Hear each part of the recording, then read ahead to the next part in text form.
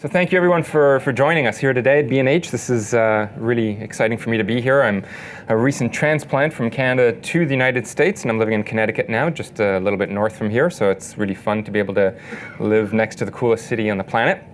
And I'm hoping I can get a chance to do things like this a little bit more often now that I'm living here. Today my talk is going to be about the kind of work that I do, but also about the transitions that people like me have to do in order to keep the game kind of fresh. And so it's about the evolution of a career in photography and how to basically stay in love with photography throughout a long career. I started back in the 90s and I'm still at it, never had a day job, don't really know what that's like, and people are still asking me when I'm going to get a real job, and I still don't know. So, I'm very lucky, stay lucky. So, for those of you who don't know who I am a travel photographer. I'm a writer, a blogger. I run photography tours with my new company called Discovery Photo Tours all over the world in places like Iceland and Italy, and we're looking at doing things in Japan and Vietnam and Myanmar and Namibia and many other places, so I'm very excited about the potential of bringing a lot of excited amateur photographers and even some pros with us to the really cool locations that we go to. And I'll talk a little bit more about that as part of the evolution of what I've done in my career.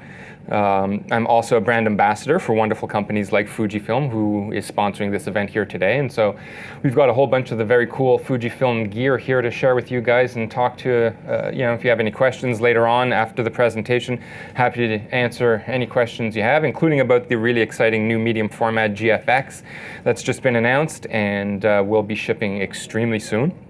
I just had the good fortune of being in Norway with that camera last week and the previous week, and had a wonderful time getting some epic photos of some stunning places in a part of the world that just blew my mind. So I'm really looking forward to sharing some of those photos with you at the end of the presentation. So what is it that I do today? I love photographing the travel work that I do and visiting the places that I go to and exploring, and it just makes my life, that part of my life, awesome, for the lack of a better word, because I spend, just like so many of you, a lot of my time sitting in front of a computer, and and it's not even editing images that takes up most of my time, quite sadly. It's answering emails and doing paperwork and running a business and running a second business. And these are small businesses that require a lot of attention, and it's either a one-man or two-man show in many cases, and it takes up an awful lot of time. But these are the kinds of places that I do get a chance to visit and photograph, and it's the historic venues, the places with that really showcase the big picture of a place. That's what I love to photograph, the natural wonders of the world. Architectural marvels that have lasted centuries, and some of the stuff that's even modern and really exciting. I'm a big fan of all sorts of different kind of man-made objects, whether it's thousands of years old when you look at the treasury or monastery in Petra in Jordan, all the way to some of the more beautiful modern day skyscrapers that just blow my mind that humanity is actually able to make these things. And for me to be able to stand in front of these places and pay tribute to them with my photographs makes me feel like I'm sharing some of the good news in the world when we're surrounded by so much of what's bad in the world today and what we're bombarded with on a daily basis. So I feel privileged to be able to share some of the really wonderful places that I get to travel and photograph with people through my blog and social media, presentations like this, and even just sitting and talking to people, whether it's at a party or on the train or whatever. I love what I do, and I feel very blessed to be able to do the kind of work that I do. Speaking of being blessed, I'm very blessed also to have had so many wonderful clients and sponsors in the past, and this is just a smattering of them.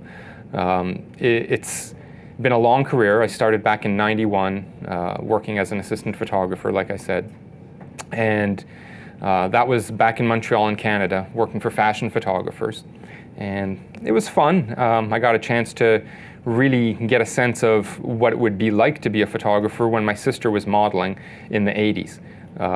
She worked in Europe for several years. She worked in Japan for a year.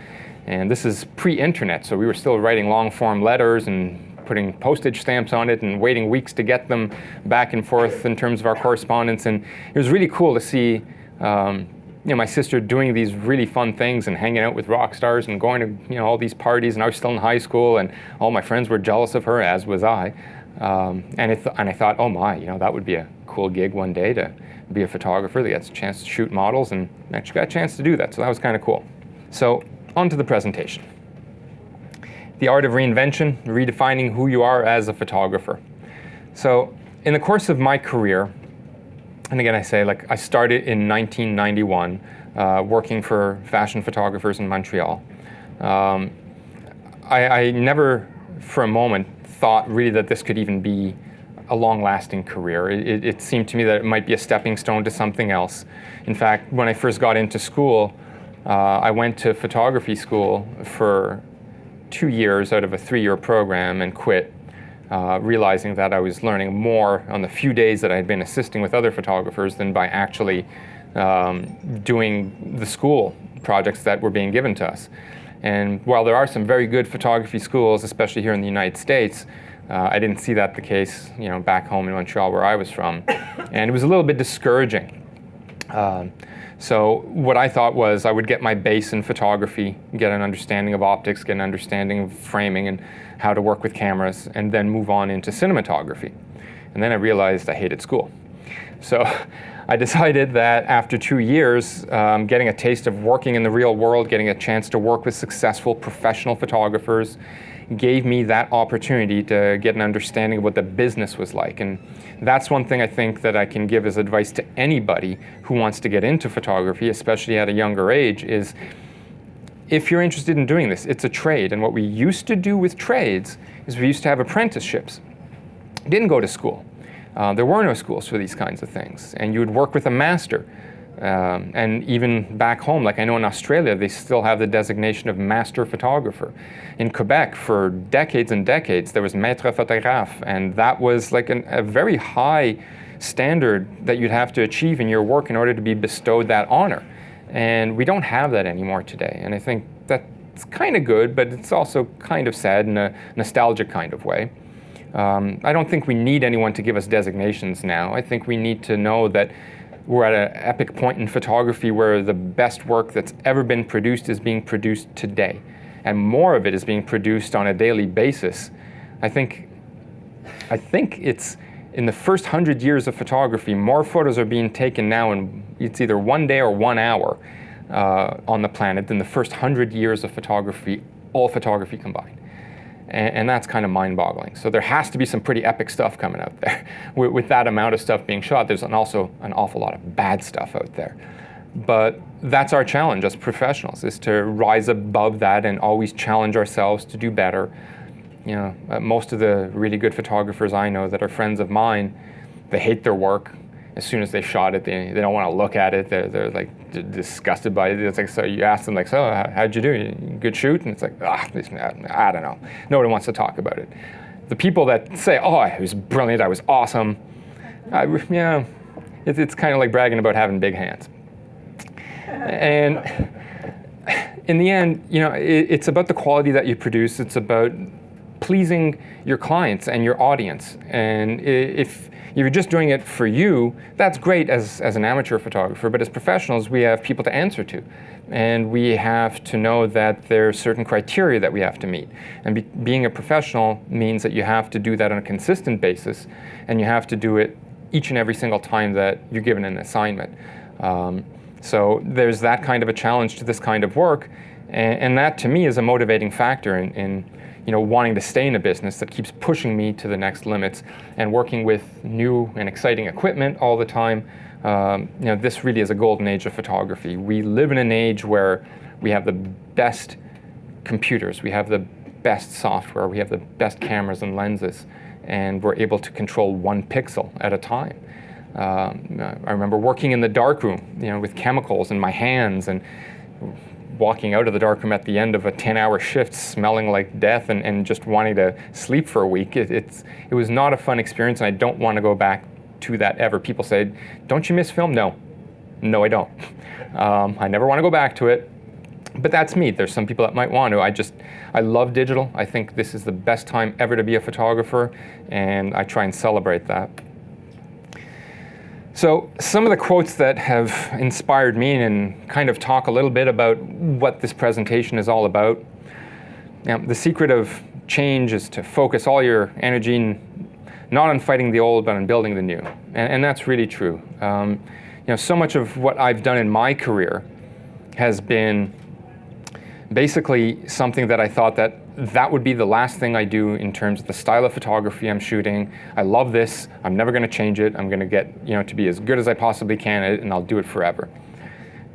But then change is good, and sometimes change finds you, and you don't have a choice.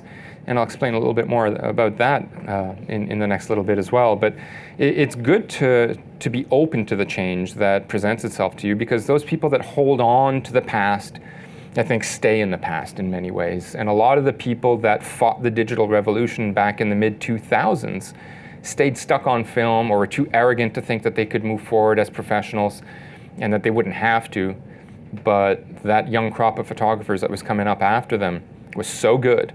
And they got so good on the computer and with those cameras that the old boys and girls who were shooting film just fell by the wayside unless they learned to adapt and evolve.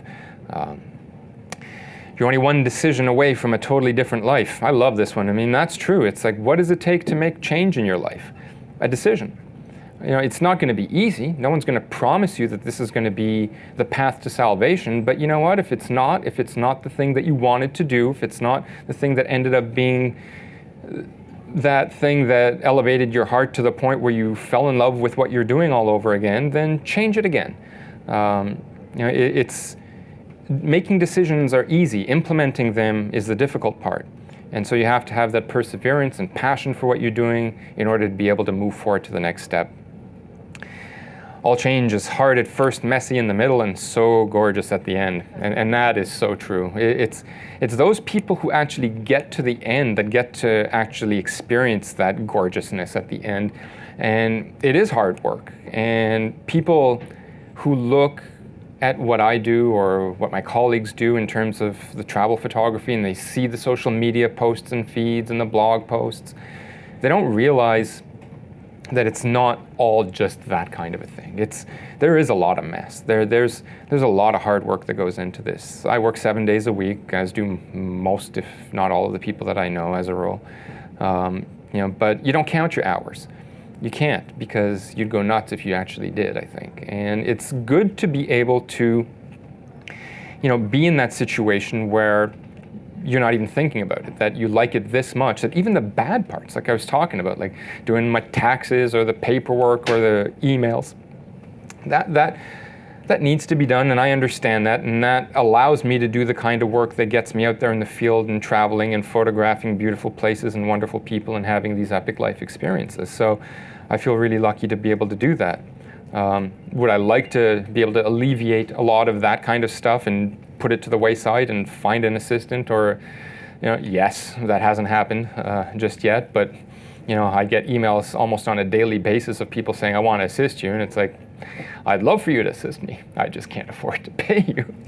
And that's okay, because, again, it's a very self-fulfilling kind of thing to know that I've worked on this from A to Z, and this is my baby, and yet at the same time, there are people always on the periphery that do help you, whether it's the companies that sponsor you, whether it's your colleagues that work with you, or business partners that you team up with to create new projects.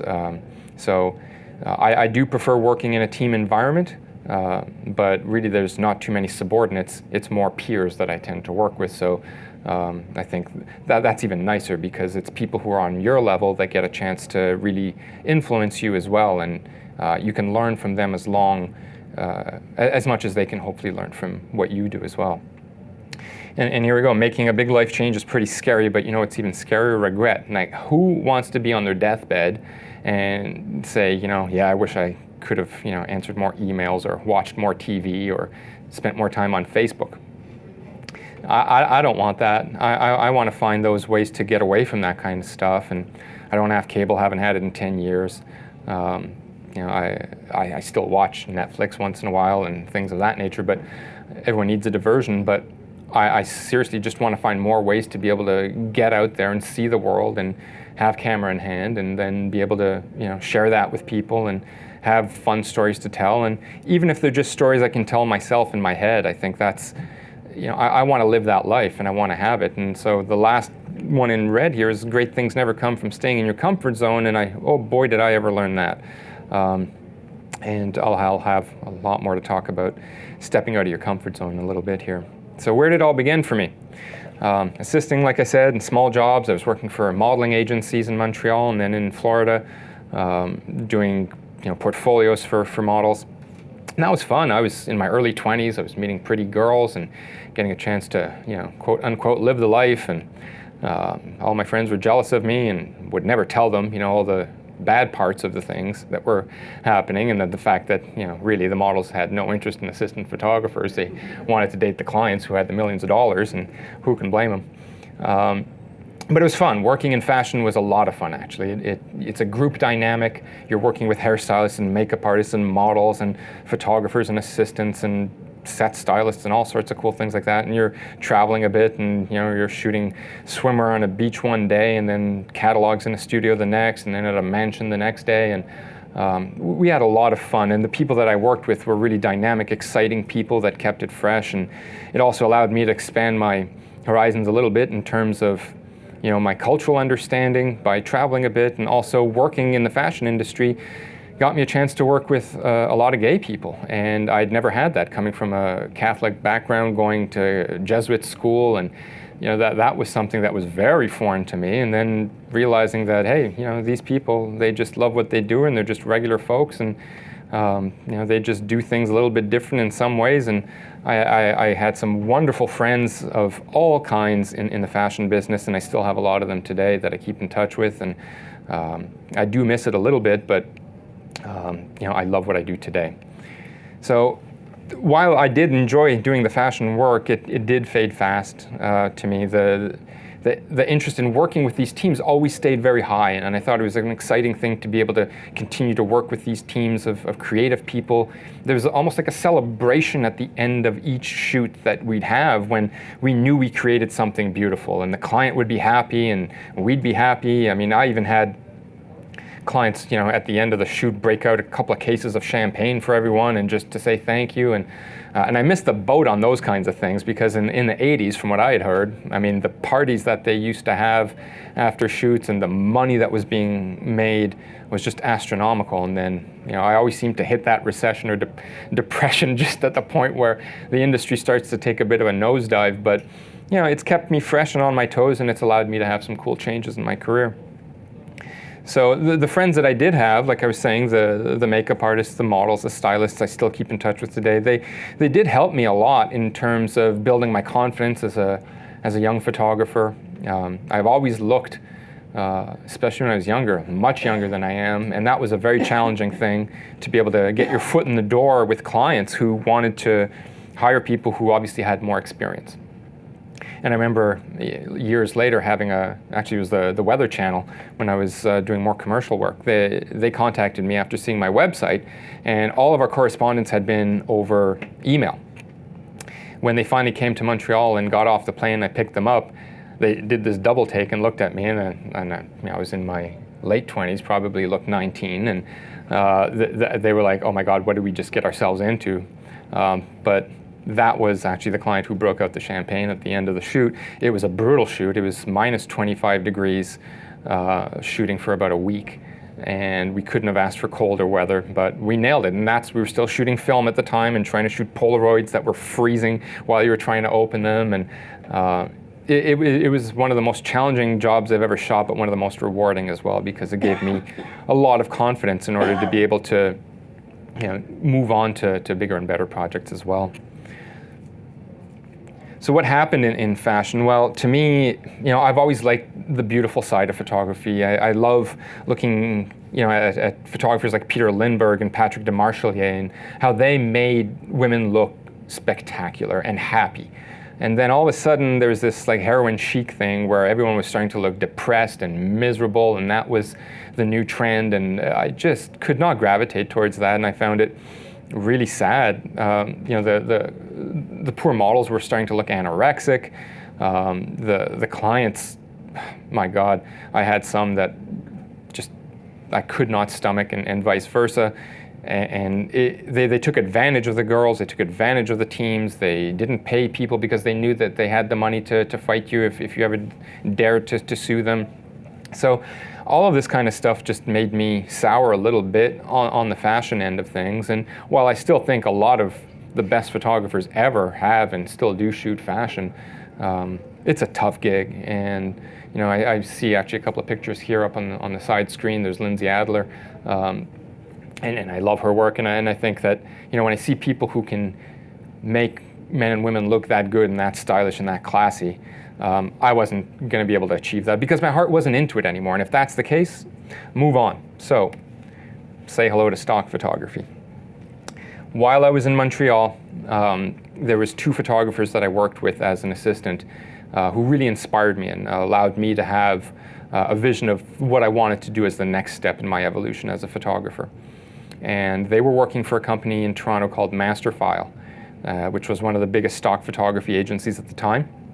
And they were doing gangbusters well. It wasn't like it is today with basically only one stock photography agency in the world. There were dozens and dozens of them, and all had special niches. Masterfile was a little more general, but definitely worked more on the lifestyle type of images, and they were excellent at that. And they would make $30,000, $40,000, $50,000, $60,000 a month in royalties off of their work. And this is before digital, so this is still when you're duping slides, sending those in. It's costing you a fortune to hire models and either fly to locations or even shoot in studio and develop your film and all that kind of stuff that cost a lot more at the time pre-digital than it does today. Today, I say that I think it costs more money not to take pictures today than it does to actually take pictures, because once you have a memory card, you're good to go. You can delete all you want. It's not going to cost you anything to delete any photos. Save what you need. Hard drives are becoming cheaper and cheaper. So all this digital storage media is fantastic and getting less expensive. But back then, every time you took a shot, it cost you money, because you had to pay for film, you had to pay for development, and it wasn't an instant gratification either. You had to wait until you got your film back from the lab, so you're having multiple minor heart attacks while you're waiting for this to happen, and it didn't always turn out great. So with stock photography, that's part of what alleviated that kind of stress, is that you took the risks, yes, but at least you didn't have the clients telling you, at the end of the day that they weren't happy with the work if that was going to be the case. You had you to answer to, and I always like that idea because, like so many other photographers that I know, I'm my own harshest critic, and I want the work to be at that exceptional level at all times. And these guys did exceptional work, and they were prolific, and that's what is another thing that really counted, is they were so dedicated to doing this. They saw that they were lucky to be in this position where they were some of the first people doing that voluminous amount of stock photography, that it just kept pushing them and pushing them and pushing them to do more and more. And that blew me away. I was so happy to try and take a stab at that myself that that's exactly what I did.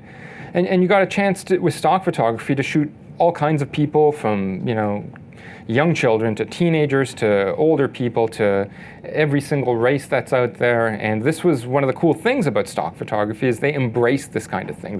They wanted to show cultural diversity. They had enough white people. They really needed to showcase all sorts of different other ethnicities in different places. And so I'd actually started to travel a bit by doing that kind of stuff. And again, working with old, young, all races. Editors really worked individually with their photographers at that time, and that was a really key thing, is if you got a good editor, you were gold. You could do well for yourself because they believed in you, they gave you that kind of feedback and direction for what you needed to shoot in order for them to make those selections. And that made all the difference in the world. So I'd fly to Los Angeles at least once a year to meet with my editors and sit down with them and really go over what we want to accomplish that year. And at the point when I got to the agency I was working with in Los Angeles called Picture Arts, I had already gone through several different agencies, and this was when the market was being absorbed by two of the biggest stock photography agencies in the world, and that was Getty and Corbis Images. So he started off with a small niche company called Sharpshooters in Florida, and they had one of the most beautiful people stock photography catalogs that I'd ever seen at that time, and I was really excited to be accepted by them. And not too long after getting accepted by them, Corbis actually bought them. But the good news about that was that the president of Sharpshooters actually got to be the head of commercial photography at Corbis. So her photographers from Sharpshooters had a little bit of an advantage getting into Corbis. So I ended up having a really great editor who I'm still good friends with today. And it just ended up being this serendipitous move into that sphere. But I did take a step away from Corbis and found another smaller agency called Picture Arts, which was actually started by Jeff and Lorraine Trio, who were a photographer and a food stylist. And they ended up building this nice little juggernaut of stock photography divisions inside Picture Arts, including lifestyle, food, I'm trying to think, but nothing's happening, and several others. And it was really great. And they were even looking to start doing travel stuff at one point.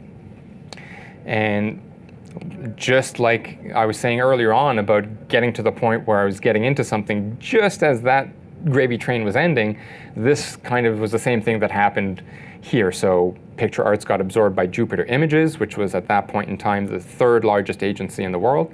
That proved to be really good and serendipitous because I ended up getting 2 contracts with them. One, to provide images that would be bought outright.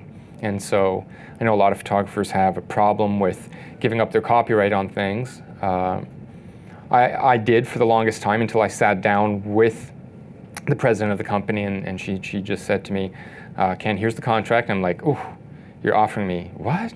And per image? I'm like, no. And she goes, well, here's how many pictures we're looking to get from you each year. Do the math.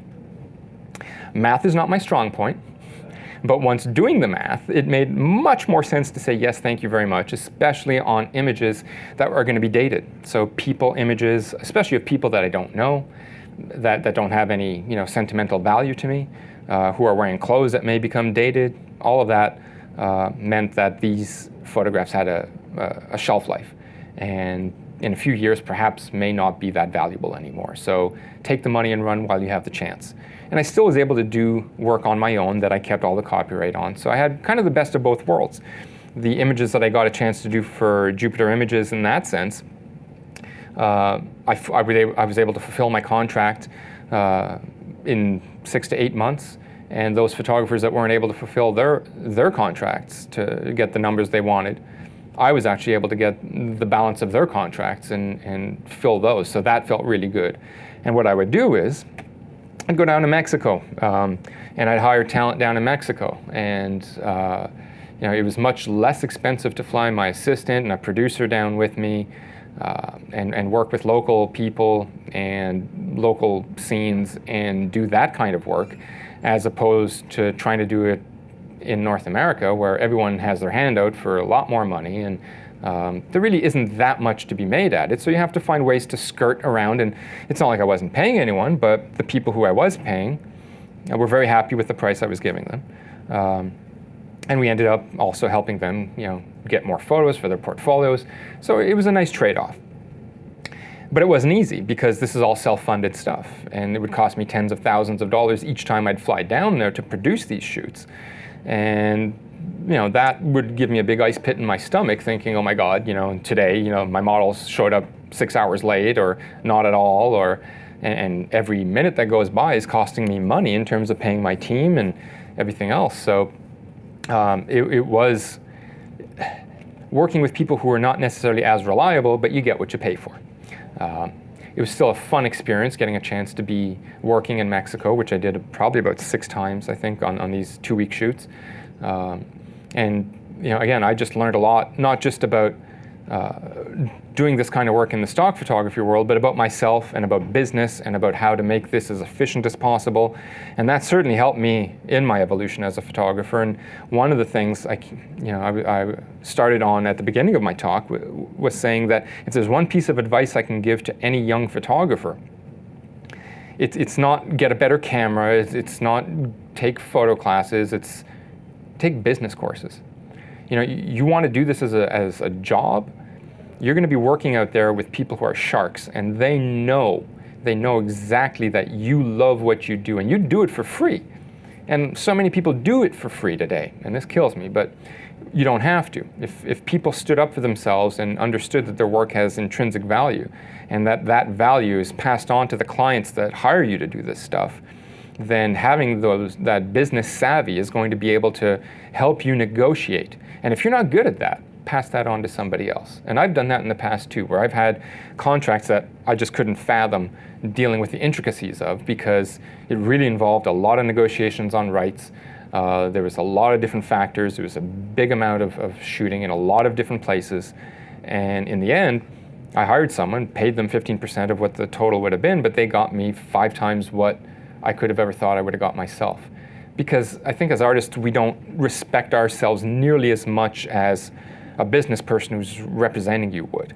And so an agent, you know, when you look at people who are sports stars or movie stars, there's a reason they have agents. They're probably like me, they probably suck at negotiating. And they're probably hard on themselves, say, I don't deserve it. But if someone else can stand up for you and say that you deserve it and get you that kind of a payday, then that's good. And we don't work every single day. You know, I even had a conversation recently with someone who said, oh, you know, you get paid X amount, you know, to do this kind of work. I don't make that in a day. That's fantastic. Yes, but we don't do that job every single day. We're looking for the next job for perhaps weeks on end, or developing something else, or, you know, always trying to be that entrepreneur artist who is trying to sustain themselves to be able to do this kind of work. So yes, we may charge a lot for certain jobs on a daily basis, or for the rights for those pictures, but we should as well. When you think about the rights for pictures, and this is where stock photography also taught me a great lesson. When you work, you know, with rights management, you're going to realize that if someone wants to put up a billboard of of a photo of yours in 100 different places all over America, that's going to cost them millions of dollars to do that. Why should you get paid $500 for something that they're willing to pay millions of dollars for just blank space to post that on? And this is where we have to learn to value the work that we do. So if someone wants to run a small little black and white, 2-inch ad in the Poughkeepsie Times, that's fine. I won't charge very much for that, nor should anybody else.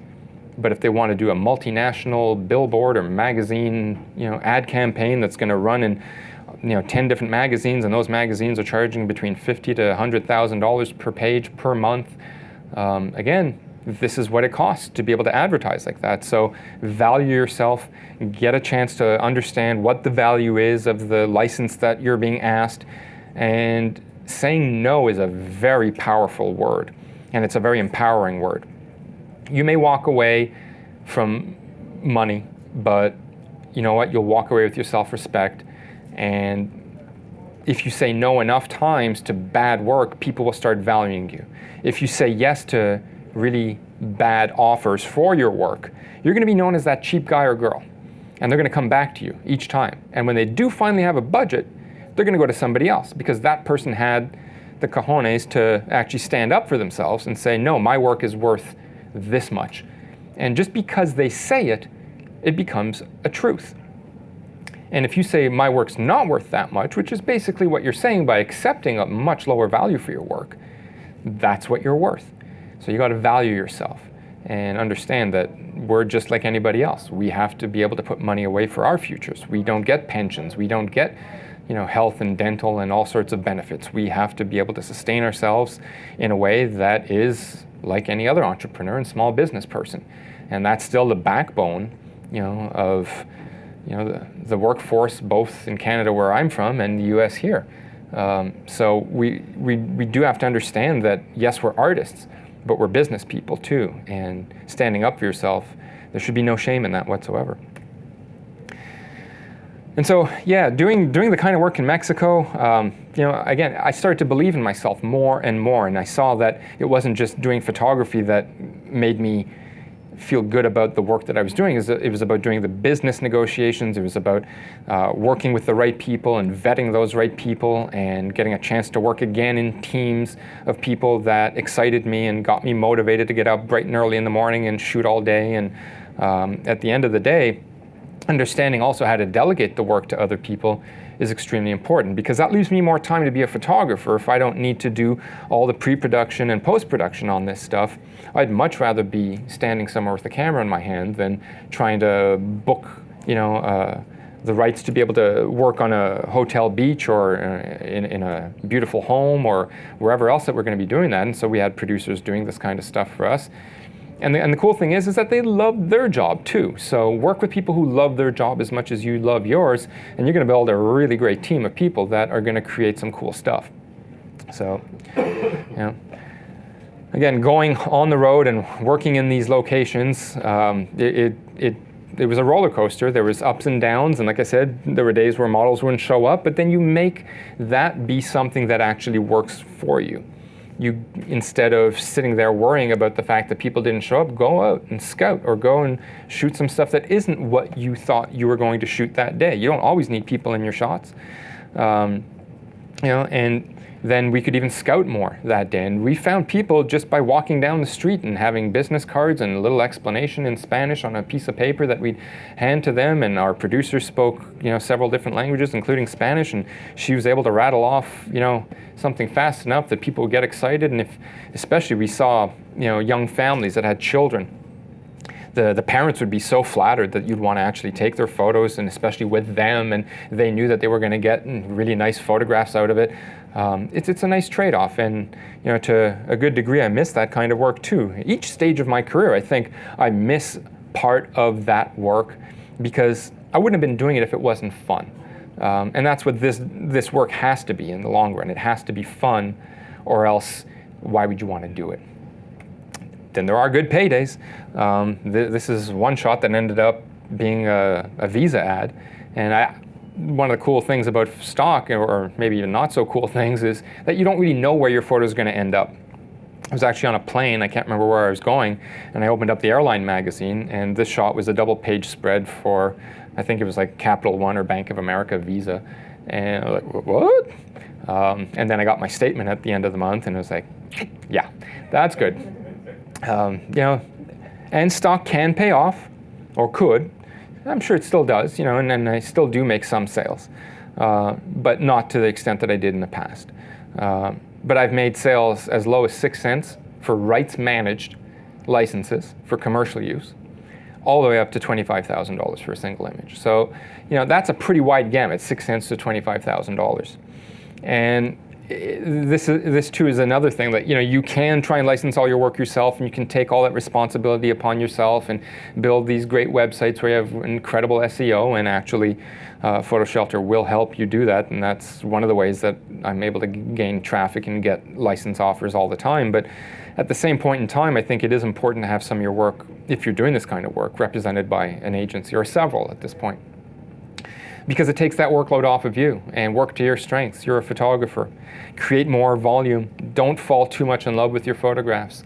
It's fleeting. In 6 months you may not like it or care anymore. At that moment when you created something that was meaningful to you, again, at this point, what does it mean? All of these pictures that I look at, I like them. They bring back nostalgic memories, but do they have, soul-changing kind of moments in my life that I captured? No. It's funny, I was just in Norway and bumped into Art Wolf over there, and we had a nice chat. He came over to our cabin and spent an evening chatting with us, and he was telling us about the stock photography industry that he was a huge part of for many, many years. And he was an inspiration to people like me, to the point where when Getty bought all of these agencies, including Tony Stone, who he was with, he wrote an open letter to Getty Images, basically titled "Getty Images, You're Fired." And that took a lot of guts for a guy who, like he said, he could have made millions of dollars with the licensing of the images that he had. He had been offered for buyouts this kind of money for the work that he has. And today those images are worth hardly anything comparatively to what they were back then. And if you look at these agencies that were purchased from it's like a Russian doll kind of a thing. You'd have like the small agency inside the bigger agency inside the bigger agency, and these were all being absorbed by, like I said, Corbis and Getty. When Jupiter Images bought Picture Arts, that smaller agency in Los Angeles that I was working with, they paid Jeff and Lorraine $61 million. And so Jeff's driving a nice Bentley today, doing fine artwork and having the time of his life, I'm sure. But that money sure didn't go to any of the photographers. It went to him and it went to his wife. And you know what? Hey, rightfully so. They were very entrepreneurial, intelligent artists who just happened to come across a platform that they were able to turn into this giant success. But the funny thing is that afterwards, when Jupiter Images bought Picture Arts was just a tiny percentage of what Jupiter Images had in their bank. About a year or two later, Getty Images ended up buying Jupiter Images for $60 million. So that's $1 million less than just a small part of what ended up being all of what they were. So that's how quickly this game changed in terms of stock photography and how less value photography has today. You can't say that photography has no value. Obviously, we look everywhere we go. We see ads and billboards and magazines and everything else, and there's still money to be made in photography. But it certainly is not the way it used to be. And so it's up to us as a responsibility as a photographer to find that way to take that evolution in your path, in your career, to get to the next point where you can continue to do the work that you love. So while doing this kind of work, I got a chance to travel mostly to Mexico and the Caribbean, and I'd never really traveled all that much in my life, but this got me a little bit of a taste for the travel that I wanted to do in the long term. And every place I'd go, I remember I'd come home and I'd say to myself or my family, oh, I could live there. That's an amazing place. It's like I had the time of my life, and then I look back now and it's like the last places I'd want to live are in the Caribbean. Not that they're bad, it's just there's not that much to do. It's really nice and pleasant and great weather, but variety is really nice too. And to be landlocked on a small island, to me, seems like something that's counterproductive to the kind of work that I'd like to do today. But it made me fall in love with travel. Did I ever think that I'd continue to travel or to actually travel more? No, until I started to talk to Jupiter Images about that very fact. And so we had talked about actually starting a travel division for Jupiter Images. And even though I had next to no experience doing pure travel photography, they discussed with me the potential for me to be one of their first guys in there shooting travel for them, which, because I had a great relationship with the people, and it really is about the people, and my editors got along extremely well with me, that we had this serendipitous kind of mutual admiration society going on, and it just felt like we could create something really cool here. Sadly, that was the year that Getty Images bought Jupiter Images, and that was a swan song for me.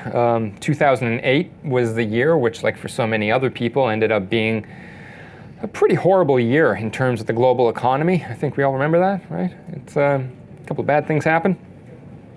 And it happened in stock too. This is really finally when Getty just pretty much decimated the stock industry, and when microstock came into play. And microstock to me was just one of the worst things that's ever happened in stock photography, and even in photography, in the history of photography. It devalued photography to the point where pictures were being given away for free or licensing for $1, and people were proud. Photographers, amateur photographers were proud to be able to say that, oh, I've been published. You've been published, but you've destroyed an industry. You've hurt people who've been making, not a great living at this, but making a living at this, and all for the sake of being able to say that, I got published. You can look at that and you can cry in your beer, or you can actually just go, okay, that's the reality of the state of affairs today, and so be it. I can't change the course of history in terms of all of what's going on. And while this was going on, we had also just taken a giant leap a couple of years previously in terms of most people gravitating from film to digital. And that, to me, those two things were just such gigantic and monumental shifts in terms of what we do as photographers. Number one, going from film to digital expanded the horizon, so this was a beautiful positive. Again, like I was saying, we could take so many more pictures, delete them, not worry about them, and see the results immediately. And I love that. I just love being able to look in the back of my camera, never having to use Polaroids again, which again cost a fortune if you used a lot of them. This way we're able to see what we're shooting immediately. We're able to show the people that we're working with. Clients loved the way this worked. The people we were photographing loved to be able to see how they were looking and get a better angle and better lighting and everything else. So that all was fantastic. But then the kick in the pants came with the economic crash and the sale of Jupiter Images to Getty. And not only did this happen, but when that did happen, they lost all of my images that were on hard drives for over a year, and I couldn't even get in touch with anybody at Getty. The answers to emails that would come would be signed photographer's relation department, no name. So you're dealing with this giant unknown entity, and it was really soulless and difficult. And could I have sued them for this? Perhaps, but as a photographer who barely has the means to get by, basically, in that kind of a sense, how can you fight a major corporation? And even when all of the negotiations were going on between the photographers and Getty and Corbis back in around 2000, I remember the photographers trying to get together on online forums and via chain emails and all this, and the arguments that would happen. It was just, I'd love to actually go back, and I lie when I say that I would never want to go back, and read those emails again, because it was just so trivial and so silly. And photographers, you get 5 photographers in a room and they won't be able to agree on what 18% gray is. It's just sad, but that's the truth, and ego gets in the way, and everyone has their own opinions and ideas, and meanwhile you're fighting against one big entity, and they've got really good lawyers who can tear you to shreds. So you make a decision on what you're going to do, and you know what? It was reinvention time. And since Jupiter Images was kind enough to offer me the potential of being one of those people to start the travel division, I decided that I'd just do it myself. And with no portfolio, one day I just decided, okay, today I'm a travel photographer and I better get busy building a portfolio. And so I did. I took out all the credit card points and that I had accumulated over the last 10 years and didn't touch, and started buying plane tickets and hotel rooms and trying to figure out some places that I could go to start building this portfolio. And one of the first places I went was Jasper and Banff National Parks in Canada. And I'd always wanted to go. My mom's from Alberta, and she'd always spoken so nostalgically about these places, and it called to me. And it was a difficult time because I just moved out of my studio, which I didn't need anymore because I wasn't doing the stock kind of work that I was doing. And I didn't even know if I would be able to continue with my condominium payments. But I needed to take this leap of faith. And I think that was perhaps the sole biggest change in my life, in my business career, was starting to believe in myself and saying that, okay, if I don't take a chance here, what am I going to be doing in 6 months? And when I thought about it clearly, the answer was I'd probably be asking people if they want fries with that. So that's not what I wanted to do. And I wanted to find a way to fall in love with photography all over again. And so Getty was the catalyst to all of this. So as much as I don't like them, I thank them for giving me that opportunity. When one door closes, another one opens, and we have to look at it in that sense. And so that's very important. I had lost some very important people in my life to cancer that year as well. And that also gave me this sense that, I needed to make some changes. I needed to, not just make myself proud, but make them proud. And I've lost a lot of close people in my life at a very young age, from many of my high school friends who had passed away from 17 to 21 years old. And this was just another year of that just hit me hard. And so I felt like, okay, here I am. I'm still around. I'm kicking. Some bad things have happened, but I'm breathing and I'm not sick, and I'm able to do things. And if I take charge of my life, good things can happen. And they actually started to happen. You know, I really spent that time in Banff and Jasper breathing, getting a better sense of, you know, what I wanted to do and reflecting. And I didn't get a chance to do too much of that while I was doing the stock photography work because I was tired all the time. I was working like a madman. And this was, you know, in some of the most beautiful natural places in the world, be able to get this kind of serenity. And I was there alone. I didn't go with anybody else. So I was there with my thoughts and myself. And this was really the first trip that I'd ever done like that on my own. And I came back from there with a renewed sense of passion for photography and excitement for what I was going to be undertaking. And I decided to go to Europe for 4 weeks. And I'd never been to Europe. And this was going to be a big thing for me. And I was going to do it alone. And I didn't know how it was going to turn out, but it ended up being the trip of a lifetime. So that shot was actually taken the very first night that I arrived in Paris, on the first day of this trip, that I decided that, okay, now I'm a travel photographer. And I was pretty grumpy when I took this shot because I tried to, this was Christmas time, and Notre Dame, you know, being a church, had a lot of people inside of it. And I was new to all of this. I didn't really do as much planning as I should have done, and now I, learned from all the mistakes that I've made in the past, and I didn't realize that tripods are seen as weapons of mass destruction by security guards and police all over the world. Now I know this.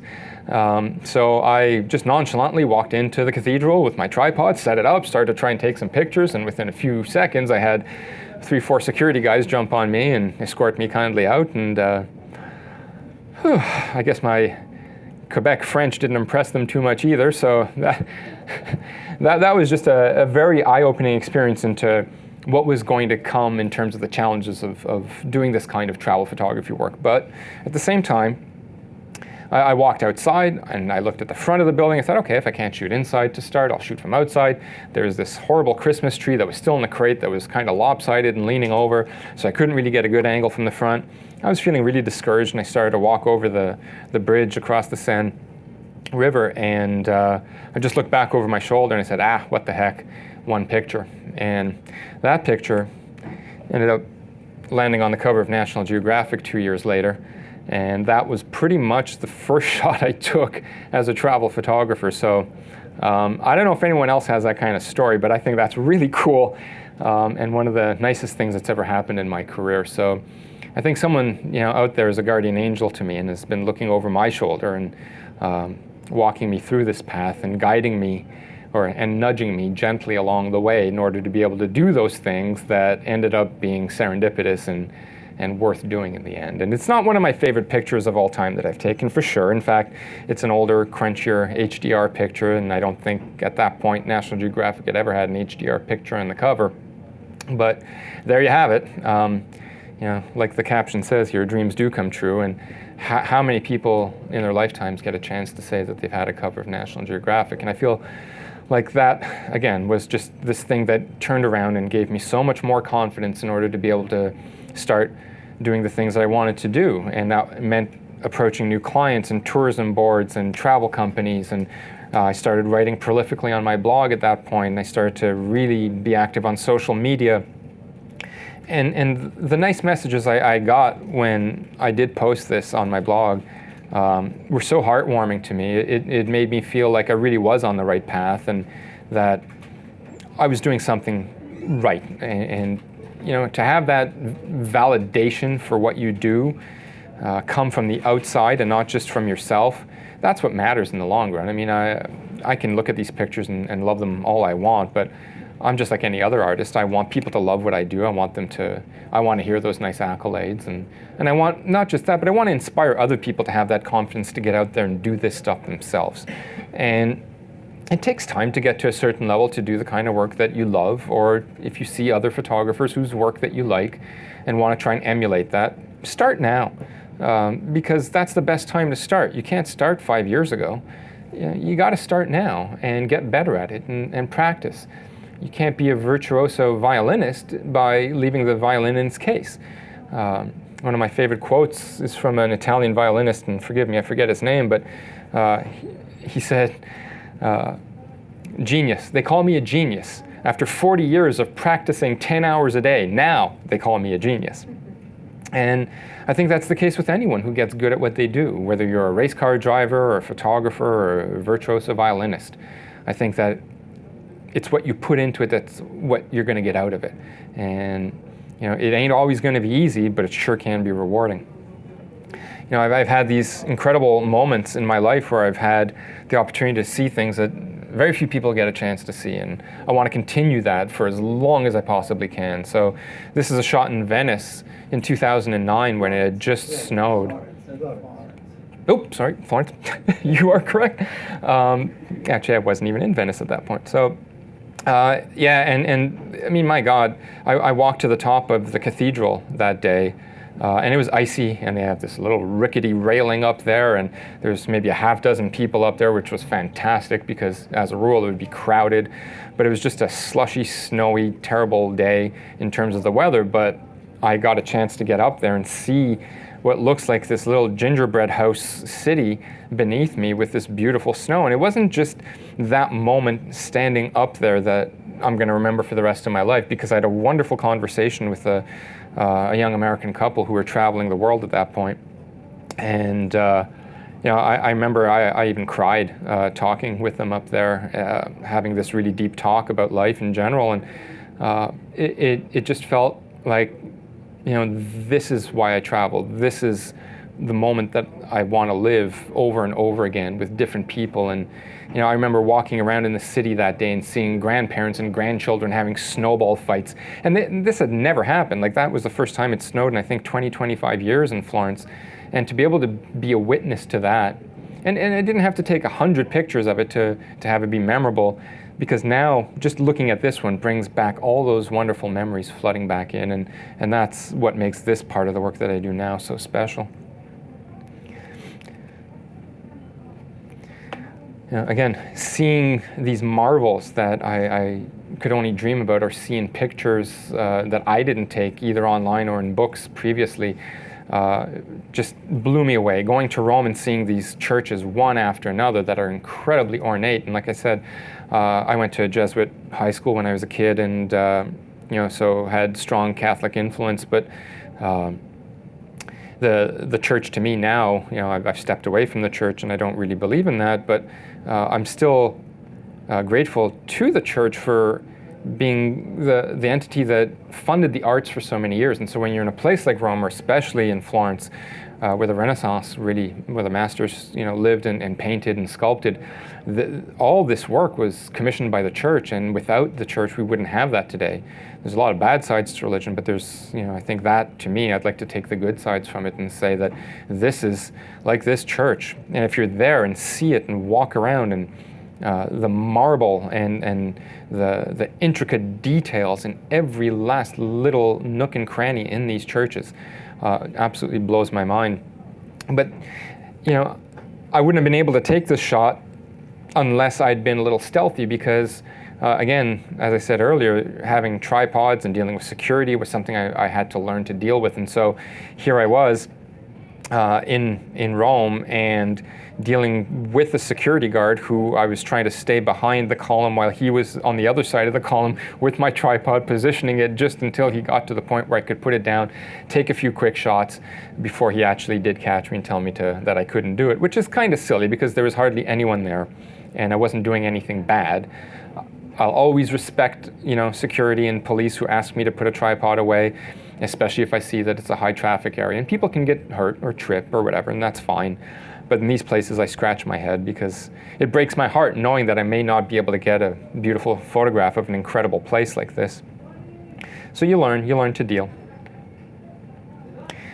You can also do the next thing. And so for me, working with social media and blogging and getting the media trips from tourism boards and travel companies that open the doors and facilitate these kinds of things to you allowed me to have special access afterwards as well. So this, I think, is in 2011 in Hungary, or 2012. I've been in touch with the tourism board there, and they provided me with a guide, and I was able to get access to places like the Opera House in Budapest. And I had it all to myself for an hour. And how many people get a chance to say that? So being able to be there and actually standing at the other end. I was standing on the stage here, but standing on the other end where you have the president's box seat right at the very back in the arch, you could literally hear a pin drop on the stage. There was a guy there who was doing a little bit of custodian work, and I could hear every broom stroke. It was just amazing to hear the acoustics, but also to look at, again, the intricate and ornate details of the place blended with that acoustic majesty that you'd actually get. It just blows me away what people are able to actually do when they create these things. And I mean, I can understand if you made this big hollow cavern that was acoustically sound, but to be able to get that kind of a sense of how to do it with that many variations in terms of how this was built and the shape forms of all of it, it just blows my mind. And so I'm still grateful for every opportunity that I get to go to these special places and get special access. And here's another one where I don't think anyone's ever got this shot ever, because you're not allowed. This is in a UNESCO World Heritage Site in Petra in Jordan. And it's the monastery, not the treasury, which most people are familiar with. So this is the monastery, which is at a very high elevation. You have to walk thousands of steps to get up there. And you can either take a donkey, and in my case, a donkey who wanted to kill me, or you can walk, and I always walk now. And my first experience in Jordan was actually on a media trip at the behest of the Jordan Tourism Board, who has become a good client of mine now. So I now also run tours in Jordan, as well as in Italy and Iceland and Myanmar and Namibia and other places. So I'm really excited about that evolution, which I'll get into a little bit later. But this was the beginning of that kind of a sense of, seeing these things for myself. And this was shot on one of my tours. So my tour group gets a chance now to come with me to this place, and we get special access after hours where nobody else gets to stay. We get to photograph the stars above the monastery, and one of the best moments of my life in terms of recognition of what I'm doing was in 2015 when we shot this. One of the participants was standing next to me, and she just egged up to me and elbowed me in the side and said, "Best day of my life." I like hearing that kind of stuff, and to know that I'm able to facilitate this kind of a thing for people and offer them that opportunity to not just stand in front of epic places and photograph them, but to have wonderful life experiences with a group of people that share similar passions, including the photography leaders, but also the other participants. And that to me is an extremely important thing. I love bringing people together. I get a chance to foster friendships between cultures now, not just between the people who come on the groups, but between the people on those groups and the people that we meet in these different countries. And that to me means a great deal.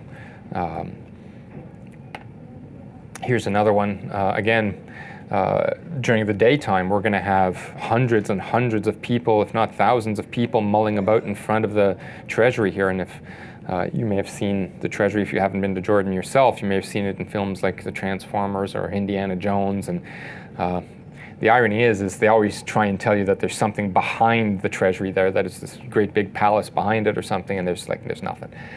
It's about as deep as from here down to the wall over there. But they're still excavating in Petra, and Petra is people think it's, a few monuments like this and that's it, but it is hundreds of square kilometers, and it's still under excavation, and we still don't know what's beneath the treasury here, and they're still digging slowly but surely. All of this takes a lot of funding, and Jordan's not an oil-rich country, just like a lot of the other neighbors that it has, so it doesn't necessarily have the funds to be able to do this at a rapid pace.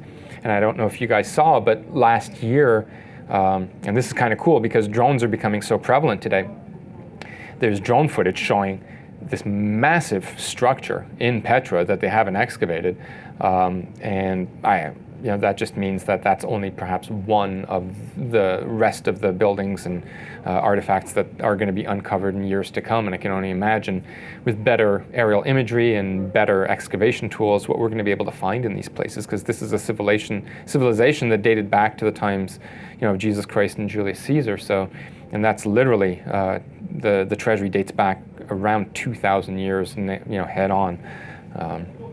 So here we have these places that we get a chance to visit and experience and have to ourselves. And I do really feel blessed that I get a chance to have these places to myself, but you can have places to yourself too. You just have to get up early in the morning. And that's one of the things that most people don't realize, is that if you want to have the Colosseum in Rome all to yourself, go at 5 in the morning and have your tripod and set it up. There may be a few drunk people coming home from a late bender night out. That's it. You might have a cop or two. They're going to wave to you and say hi, and that's about it. But you'll have it to yourself, and you'll have it at Blue Hour, and you'll have an epic photograph of it.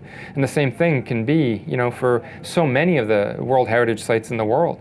Some of the most beautiful buildings in the world. Again, you just have to avoid the times when people are going to be there. And a tripod can be your best friend for this kind of stuff, because you can take long exposures at pretty much any time of day or night and come up with wonderful photographs of a place that otherwise would be crowded with hundreds, if not thousands of people. And you really shouldn't be shooting this stuff at high noon anyway, because that's the worst light. So moving on, now we're at a point in my career where I started to expand what I was doing, like I said, with running photography tours. So the first one that I did was in Jordan, and it was a big success. We were even able to work on a philanthropic level with a local women's group that we were able to raise over $5,000 for them and pay their rent for their facility for the rest of the year. And that felt really good. Is it today that's International Women's Day? Yes. So it's a good time to think about and reflect upon that kind of a thing. And it makes me really proud that I was able to do that kind of a thing, and I'm really looking forward to being able to do more of this kind of thing in the future with the photography tours that I lead, and I really want to develop those.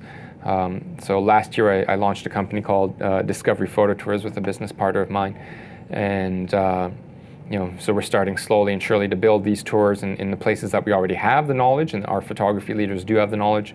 But in the next couple of years following, I really want to find ways to continue to give back to the places that have been good to us. And I think that's our responsibility as travelers. Always leave a place better than how you found it. And, karma will come into play for you, I think, if you do such a thing. And there's such need for this in the world, and there's so many good causes out there that it's not hard to find people and causes that are deserving. And Iceland to me has been one of those places that, again, I think my colleagues and I who started visiting back in 2011 were responsible for making it the hotspot that it is today for photographers. Whereas photos like here at Jökulsárlón or here at Kirkjufelfoss were very unknown still even 5 years ago. But today, if you look on 500px or Instagram, every second picture is of this bloody waterfall and mountain. And it's fun though, because it's nice to see that people have gravitated towards those iconic places that we've helped make iconic. But at the same time, I encourage people to look outside the box as well and go get those shots, go get the shot, but go find your own shots as well. And I'm lucky to work with a good friend of mine, Patrick DeFruscia, who's an exceptional nature and landscape photographer. And he'll see this and turn around and go somewhere else, like right in that vicinity, just because he's like, it's been done. I want to do my own. And why I still need to go and get that shot. And luckily enough, this one ended up in a National Geographic book as well. It still is a life lesson to know that beauty can be there even if it is there, or it can be looking down, it can be in the macro, it can be anywhere you look, and it can be in the people that you're with, it can be in the smallest little flower that you see, even though you have this big scene in front of you. Take a step back, breathe, put your camera down once in a while, get a better sense of your surroundings, and I think that'll encourage you to be a better photographer as well. Again, this is an ice cave in Iceland, and this is a lesson in perspective. So I think we've all seen these pictures of ice caves where you see the person at the very back, with a helmet and an axe or something. And well, while this was shot in an ice cave, this is a hole about that big. And again, there's nothing in there to give it scale. And that's what I mean about looking around and finding something. Whereas the cave that we were in was jam-packed with people, and it was claustrophobic. And there were opportunities to get good pictures if no one had been in that cave. But all we had to do was, and everyone walked by this, like to a single person who was in there, everyone marched by, didn't even look by because they saw the big picture. All you had to do is look as you were going slowly and look up and see this hole, set your tripod up in a very awkward fashion and get that shot. And this is one of my favorite shots from Iceland. I just think it's a little bit of it's a bit of a cheat, a bit of a tease, a bit of a falsehood because of the lack of scale, but it's also a great reminder to me of looking, for the hidden when you have the big picture right in front of you. Here's an old proverb of, sometimes lightning does strike twice. And so again, Italy has been good to me. France has been good to me. Cathedrals have been good to me. And here's why I say that is because this ended up being the second cover of National Geographic I ended up getting, which is kind of funny because, unlike many people who do shoot for National Geographic on a regular basis, I do not. I make no pretense about that. I would love to. If you're listening to National Geographic, I'm here. Hi. What an amazing company. I remember as a child, my godmother would send me a gift of a National Geographic subscription every year for Christmas. And that was my favorite gift. Getting those magazines every month. I remember it even said on the brown paper wrapper that they came in, it said, Master Kenneth Kaminesky. And I'm like, ooh, master. I like that. And it was an exploration of the world for me before I ever got a chance to do it on my own. And I'm grateful to National Geographic, and I'm even more grateful to my godmother for continuing to do that until I was about 18, I think. And I would, instead of putting pictures of rock stars up on my wall, I'd put all those maps up on my wall as a kid and dream about the possibility of going to some of these places. And the illustrations that they had on those maps as well always made me just think that, oh my God, there's a whole other world out there that I can't wait to go and discover. So this actually ended up being, just like the first cover I got, found by an editor who was looking online for specific pictures. And it was the same editor who found this, and he said he didn't even know that it was my shot when he contacted me again. He said, I had forgotten about the first one. It's funny that, this is the second time I contact you, and again, it's a cathedral. So the more I traveled, the more I fell in love with the world, and the more I got a chance to see places, again, that I never thought I'd get a chance to see. I'd never been to England. I'd never been to, France, Italy, Spain, all these places I ended up going to. And it just, to me, the more I travel, it's not the less I need to see or the less I have on my bucket list. That bucket list grows and grows and grows because, when you travel, you meet travelers, you get a better sense of, what you'd like to see because you hear stories and you see pictures and you want to keep going. And, ended up going to Croatia, back to Alberta, and again, blending, not just human stuff, but natural stuff. And I want to see everything. I don't just want to explore one side of travel. I want to see it all. And, I get even further into this a little bit later on with getting back into photographing people. I knew so little about Croatia, but had two of the best weeks of my life in Croatia. And that, again, it had a lot to do with serendipitous moments of having, one of the most beautiful sunsets I had ever seen in my life. And literally 2 minutes later, I'm being kicked off the wall here because they have the fortified walls in Dubrovnik that close, ironically, just at sunset. So that makes it really heartbreaking for a photographer to be up there. So while I was there with several other photographers who I knew, some of them were running interference and trying to get the guard to come and see them, and then we'd go and we'd shoot, and we ended up all getting our shots, and I'm very pleased about that. But this one is always going to bring a smirk to my face knowing that we had to do that kind of thing. And it was just such a beautiful trip, and seeing, again, the man-made to the natural. And so in Plitvice National Park, where you have these thousands of waterfalls that are just coming out of the forest, it's like the forest is weeping. And you can spend days in that national park just walking by and seeing the waterfalls. It's so inspirational, and it's so peaceful to just listen to that sound. And while I've seen tons of waterfalls in Iceland and other places in the world, This I've never seen before, where it comes through this kind of lush greenery, and it just seems to be like it's like the life force of the forest coming through. It's absolutely stunning. And working with, my lighter Fujifilm cameras now, I'm able to walk in these places with a much lighter pack, and that helps me out a great deal too. So this is where I can really start saying, thank you to Fujifilm. It's starting with the X-T1. That started really being my go-to camera when that came out, and then finally, working with the X-T2. And so, going to Japan for the first time, and this was on a scouting trip to get a better sense of what I wanted to do in terms of a Japan photo tour. Also ended up being a great time to go and meet with the engineers at Fujifilm and talk to them about the development of the X series cameras. And this is one of the things I love about Fujifilm more than anything else. They have awesome people that they work with and that work for them. They build incredible cameras, and if you haven't tried them, I encourage you to. And I'm not trying to be a salesperson here, but I don't need to team up with a photography company like Fujifilm. I want to in this case. I think this is just stuff that is revolutionary for me. It allows me to carry incredible quality cameras at a much lighter weight.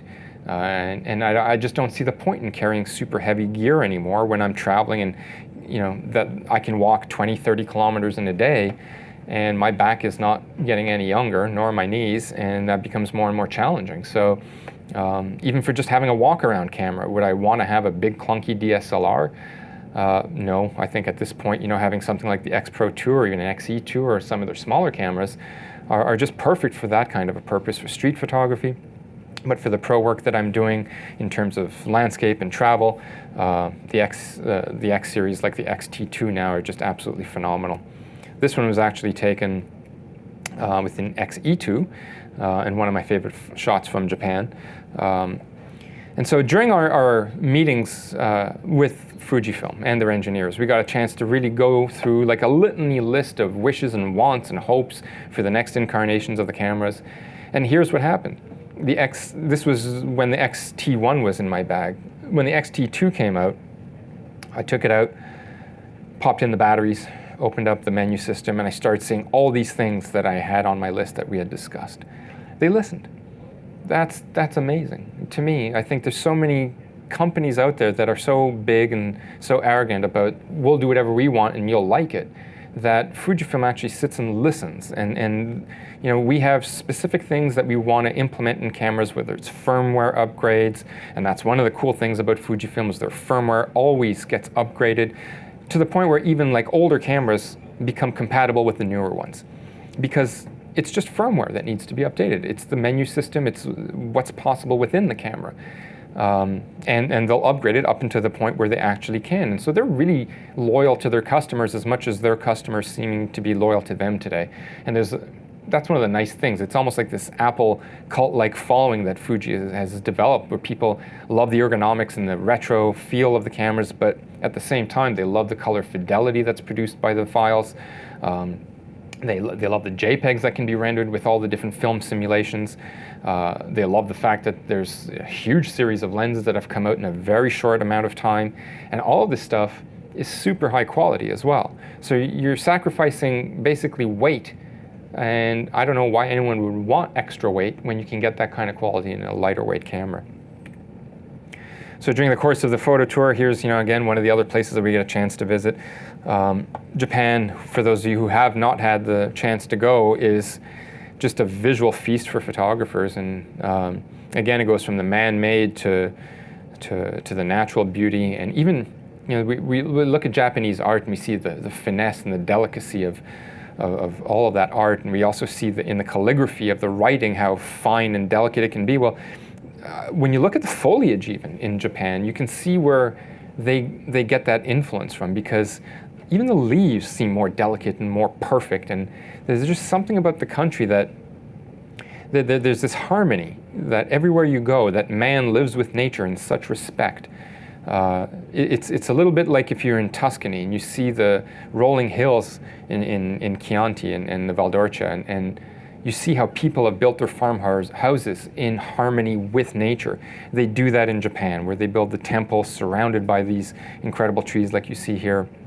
And it just makes for this stunning view, and then that's everywhere you go in Japan. I was just fascinated by that.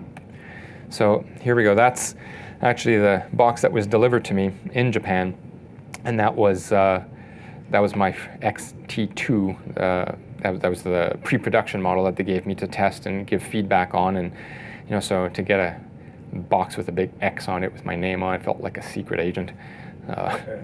And it was just really nice to be part of this testing team. So again, from the first trip that I had in Japan to this trip, they obviously valued the feedback that I was able to give them. That meant a lot to me because I'm using this system and I love it, and I want to help make it better, not just for me but for other photographers as well. And they sure have managed to do that. And again, like I say, this is us out at dinner. It's the people. It's always about the people. The people at Fujifilm, not only do they listen, but they've become friends, and they've become people that I can relate to on so many different levels. And they've opened up a beautiful culture to me and my girlfriend. And we've had a chance to, meet with them there, meet with them here. And every time we do get a chance to get together, also in Germany at places like Photokina, there's this absolute affinity for each other that we have. And I want to continue that because it always ends up being about the relationships that you have with the people that you work with. There's a lot of great cameras out there, and I'm not going to kid anyone. That's the truth. We're living in this fantastic age of photography. Why I choose Fujifilm? Simple, for many reasons. The weight, the quality, and the variety of lenses all lend very well to what I'm doing. But also I get a chance to help with the development of this product. And to me, having that as a possibility, I know that in the future, I'm going to be able to have the influence, hopefully, to be able to create something better. Because I always like to say the engineers and the people that work in the offices at Fujifilm, that's their art. What they do, the engineering, the technical stuff, the quality, the precision, that takes almost an artist touch to get that done. And what their art allows us to do as photography artists is, really appreciated by me and my peers. And I really hope that they know that because, again, I think that a lot of camera companies out there have been around for so long and they've become so big that they don't necessarily listen anymore. They just put these cameras out there and their product out there, and they think that that's going to be good enough. And we see now with the revolution of the mirrorless market how Fujifilm has completely started a new segment in this and are leaders, and that's fantastic. And now with the GFX, in a medium format sense, they've completely revolutionized that as well. So after that trip, I ended up going monkey around a little bit up north at the wrong time of year to go photograph the snow monkeys because it was a little warm, and we've all seen those beautiful pictures of the snow monkeys where their steam is rising off their heads and they're grabbing the iPhones off of people and stuff of that nature. But it was just fun to go see, but also it's tricky because most people think, oh my God, they're going to be out in the wild and there's these hot thermal springs, and the spring is about as big as half of this room, and there's about 300 photographers all trying to sneak in and try and get a picture. And it kind of takes a little bit of the magic away from it, and I'm probably ruining it for some of you people, but that's the reality of it. It's like you never show what you're photographing what's behind you, you always show what's in front of you. But getting a chance to see these monkeys was just, it was just a fun treat to wrap up a really cool Japan tour. And the more I went to Asia, the more I started to fall in love with that part of the world too. So over and over again, I'd go back. I hadn't been to Asia until about 3 years ago, and I think that's part of the world that I'm falling in love with more than any place else. It's completely unknown to me. The language is different, the culture is different, the food is exceptional, the people are kind and friendly. I've even considered moving to Thailand in a few years just because it's a very easy place to gravitate towards. Bangkok is a hub for travel.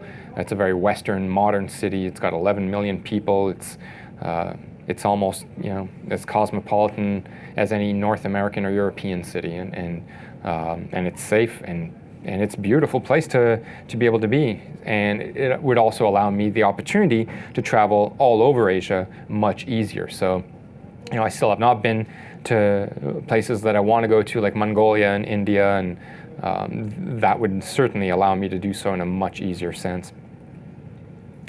And again, here we are, more Fujifilm stuff. This is all shot with the XT1 or XT2.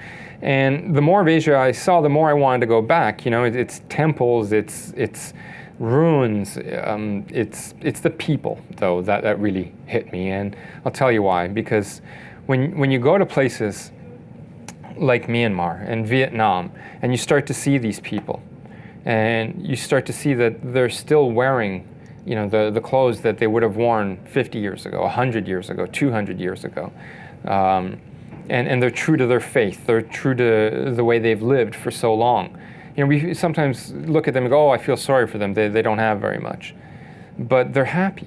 And that's one of the things I think that we could take a life lesson from, is by looking at how little some people have and how happy they are. Because we live in a consumer society today that I think is just off the charts. And when I moved from Canada here to the US last year, I ended up getting rid of, I'd say, 60+% of the stuff I own, maybe 70, maybe more. And I don't miss any of it. It's like there's never a day that goes by and I go, oh, I miss that spatula.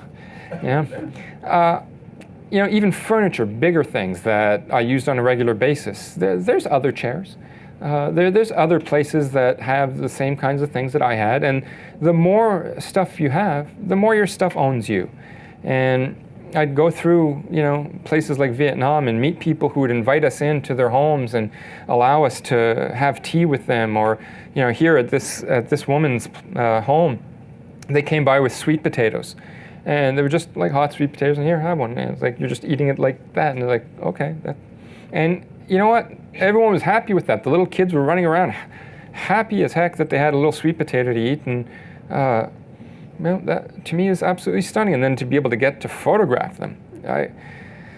This made me fall in love with photographing people all over again. And that's, again, thanks to the smaller cameras from Fujifilm in the X series that allowed me to not seem like I had this big box that I'm shoving in someone's face. It allowed me to be more discreet, more casual, and even having the articulating screens in the back allow you to be more discreet, where you can even use it at waist length, like an old Rolleiflex, which I think is really great. And so with like the XT2 now, and with the GFX, you can do it both vertically and horizontally, which is really cool. So getting a chance again, keep photographing people, it just over and over again, I'm seeing these scenes that in years past, and especially in Europe, I wouldn't take, and simply because people are wearing, Adidas tracksuits and it doesn't look very flattering, or everyone's wearing jeans and a t-shirt, and I would die to go back to photograph in the 1920s when, men wore fedoras and trench coats and women wore nice polka dot dresses and carried parasols, and that would be fantastic to photograph in France and in Italy, but we just don't have that today. So, and again, like I said, you can't go backwards. You can't shoot 5, 10, 100 years ago. You can shoot now, so you make the best of what you have. And the best of what we have right now for doing this kind of, more authentic cultural kind of photography for people is going to the places where they still live in that authentic fashion that's true to their culture and heritage. Just walking down the streets in Hanoi, you see this kind of a thing, and most travelers, I think, would just walk by. But that's what I love about photographers, is we're always looking for something. We're always looking for something exciting and fresh to be able to share. And again, this is part of that evolution for me. So I'd spent years just shooting pure travel photography and without people. In fact, you'd be hard-pressed to find a single person in any of my photographs for many, many years. And then now, one of the things that I'm attracted to again the most is getting an opportunity to photograph people all over again. And it's just fleeting moments. Now, both these little girls look really sad, and there's a lesson to be learned there. And even got some flack for, the one on the right when I posted it on Instagram. And I shake my head because, 30 seconds later, she's jumping up and down playing with her brother, and it's just a melancholy look. And yes, she's definitely not a rich girl from a rich family, but she was happy. Trust me, I was there. It's just capturing a moment that tugged at my heartstrings a little bit, because she did look a little bit sad and melancholy, and so did the other little girl on the left. But in back, while the background is quite dark, it's her schoolroom. And so she's being educated, and they were all singing Vietnamese songs and, you know, dancing, and it was the cutest thing. And this is one of the things that you can do when you travel like this. You will actually be invited to come. You go to a school, they'll open the door and roll out a red carpet for you and allow you to come and photograph the children. And can you imagine trying to do that here in the United States? I mean, you'd be escorted out in shackles. So that, to me, you know, is a very nice thing to be able to do when you go to, you know, poorer countries. But again, just because they're poor in terms of capital and finances doesn't mean that they're poor of spirit. We have to remember that.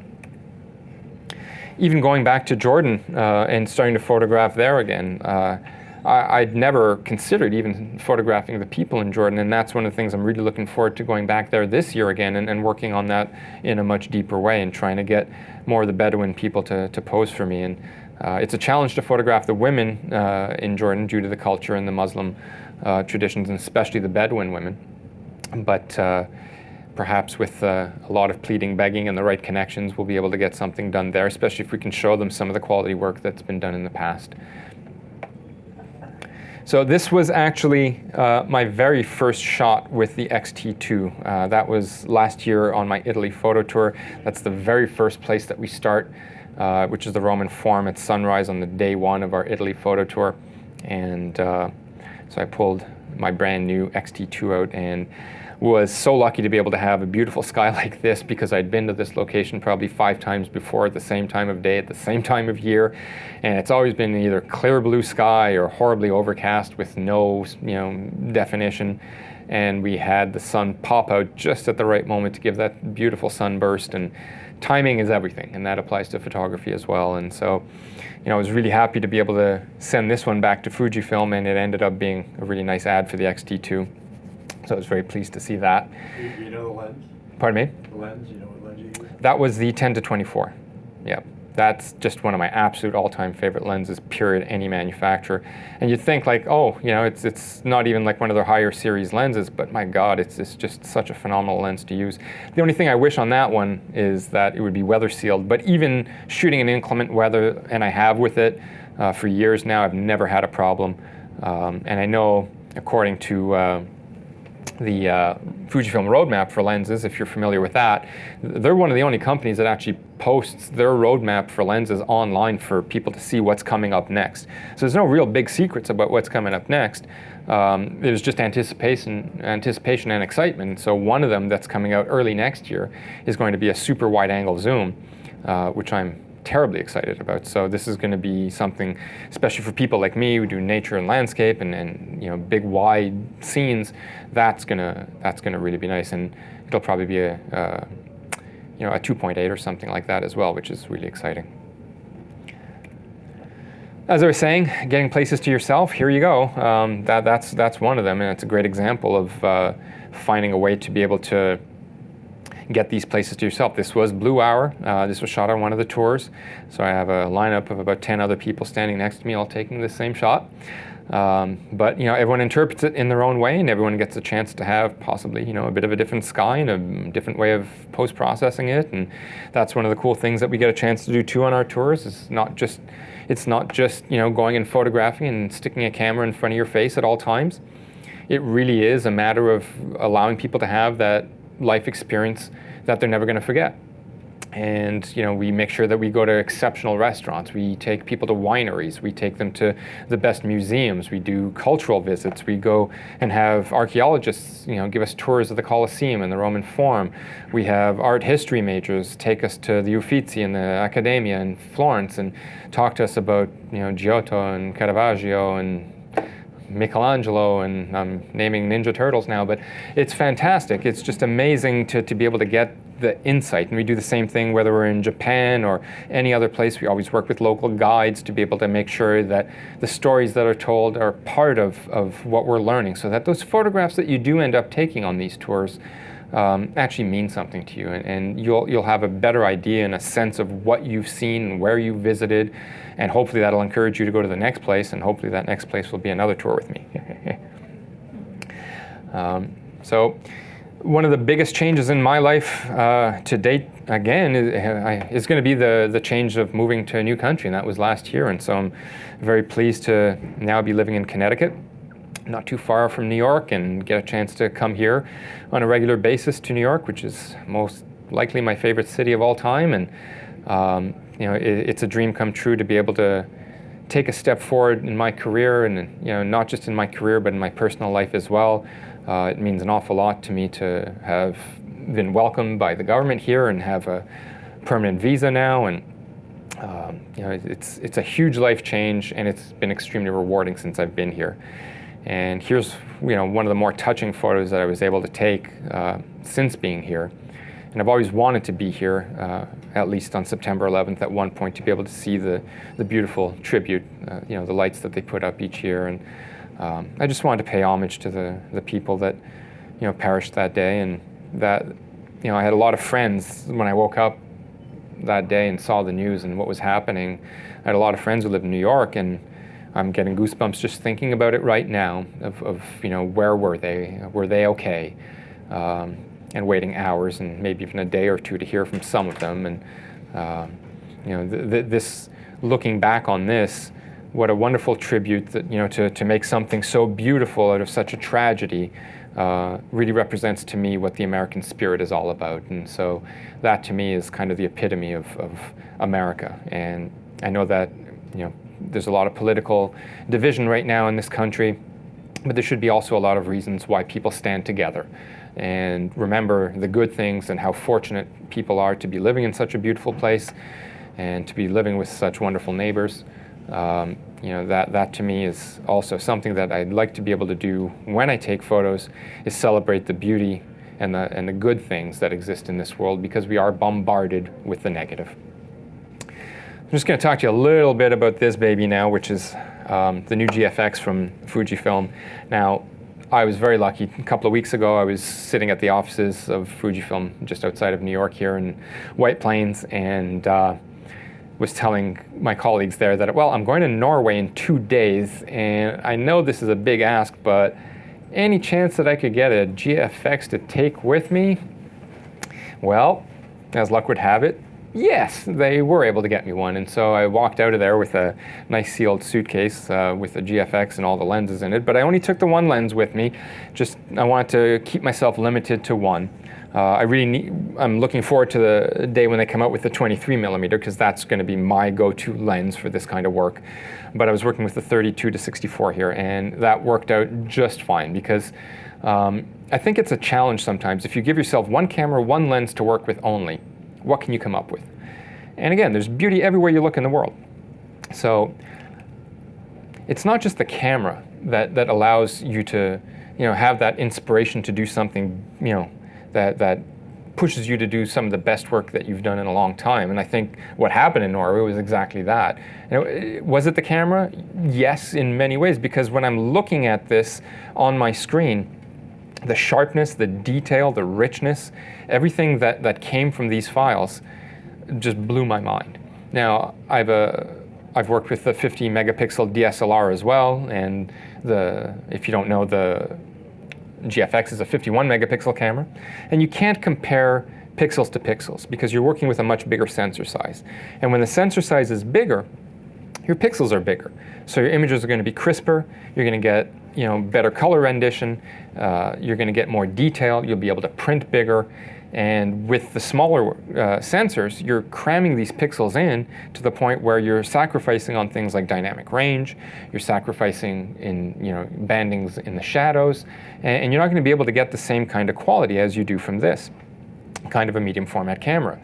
And the amazing thing, and it's almost miraculous to me, that Fujifilm has been able to come up with a medium format camera that costs $6,500. Now, I know that's a lot of money for a camera for most people, but when you compare it to the competition in medium format, that's about 8 times less than the comparable Hasselblad or Phase 1. And to me, that makes this camera an absolute game changer. And this is, again, what I love about Fujifilm, is they're leaders. When we were at Photokina this year and announced the GFX, after that, the press started calling Photokina Fujikina. It was such a big announcement to be able to come up with this kind of a dynamic camera system that's going to revolutionize the professional world. And also for advanced amateurs, this is going to be able to take people's work up to that next level. And I see it all the time when I'm out on my photography tours, and it's either people that come with me or people that I see on other tours. They're walking around with Phase 1s and Hasselblads, and I've even seen people do that and shoot in JPEG. And like, really, you're spending $80,000 on something and you're going to shoot JPEG? But I'll tell you a little secret. These photos that I'm showing you today from Norway, just JPEGs. The raw conversion software wasn't available yet when I was editing these photos. So I was getting more dynamic range out of the JPEGs from these photos from the GFX than I was from the raw files from my DSLR. So to me, that yesterday was the day that Lightroom started to recognize the GFX files. They came out with an upgrade, and I still haven't installed it, but I'm dying to. And I didn't have a chance to. These images were edited a few days before that happened, and I feel kind of bummed out that I didn't get a chance to work with the RAWs, but I'm so pleased with the way that these images showed up and turned out with just working in JPEG that I can only imagine how awesome it's going to be to do post-processing on the files with the RAWs. So again, here's one of my favorites from that whole trip, and this is the blend of two of the companies I work with, which is Fujifilm and Format High-Tech, F-words I can relate to.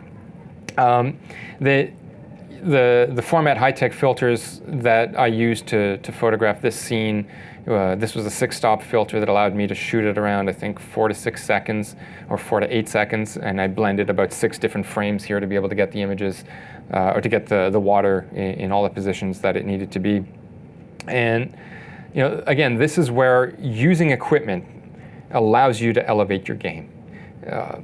So many people say, you just need a camera and it's photographers that take the photographs. Very true, and I agree with that. But it sure doesn't hurt to have a great system to work with. And you don't need a ton of stuff always to be able to do exceptional work. But you should work with, I'd always rather buy quality and less than quantity and cheap in terms of manufacturing. Stuff will break. You don't want to be in the field on a day where something's going to fall apart on you because you skimped. You travel around the world doing what I do. You need to have your stuff be reliable. I've yet to have a Fujifilm camera break down on me, knock wood. And that to me is a huge sense of relief. I want to be able to have confidence in the stuff I work with.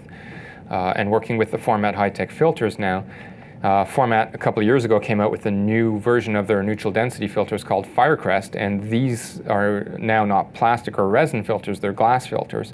And they have this technology that's enabled them to remove all color cast from those filters. And for any of you who have used neutral density filters in the past, you'll know that there's huge potential to have magenta or green or blue, heavy casts on your photos, which are nearly impossible to remove in post-processing. So again, this is just one of those examples of two of the companies that I work with that allow me to do some really beautiful work. So yeah, here again, another shot in one of these places, and I'll show you this, and I'll show you the next photo, and it's going to be in the same place, basically a couple hundred meters away from each other. And there's so much beauty in Norway and in Iceland and in Italy and all these places that we run these tours that I can't imagine ever running out of subject matter in terms of what we want to photograph. And each day is a new color palette. Each morning you'll have a new type of sunrise and a new sunset, and during the course of the day, especially up here in Norway, for example, you can shoot all day long because you're well above the Arctic Circle, where we were in Lofoten. And the sun stays close to the horizon most of the day, so it's a very beautiful soft light that stays all day. It's like shooting with nature's softbox. And so, even though you may have shorter days, you have more shooting time during the course of those days, and that's really fun for someone who does what I do.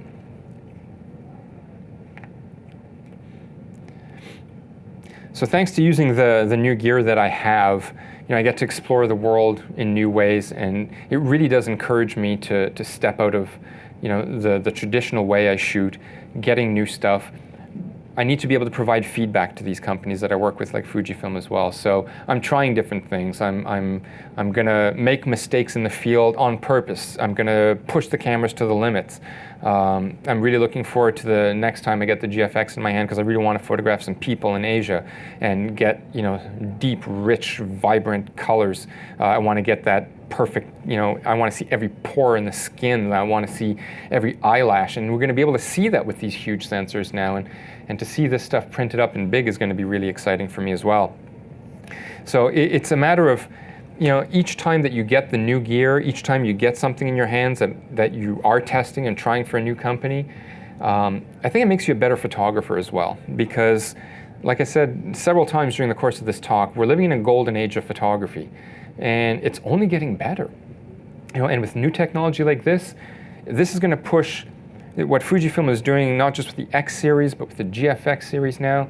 It's going to push everyone in this industry to up their game as well. And that benefits me, that benefits you guys, and it benefits anyone and everyone who's into photography on any level.